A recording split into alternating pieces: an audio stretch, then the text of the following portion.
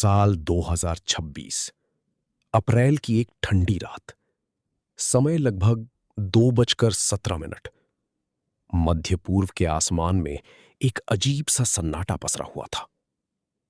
उसी अंधेरे में हजारों किलोमीटर दूर वॉशिंगटन डीसी के एक सुरक्षित कक्ष में बैठे डोनाल्ड ट्रंप ने एक ऐसा निर्णय लिया जिसने पूरी दुनिया की नींद छीन ली।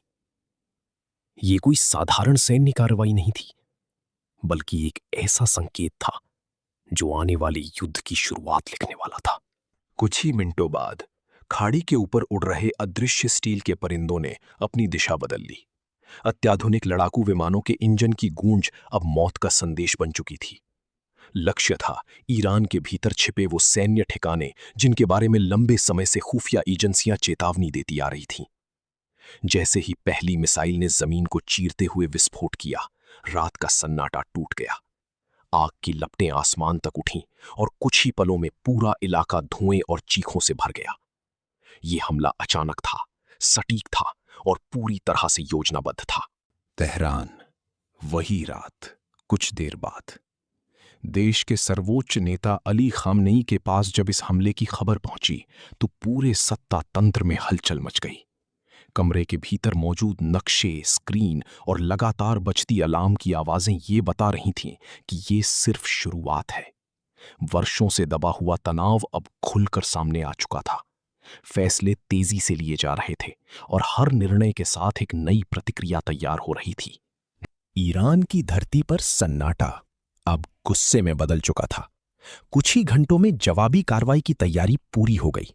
भूमिगत ठिकानों से लंबी दूरी की मिसाइलें तैयार की गईं और ड्रोन स्क्वाड्रन को सक्रिय कर दिया गया।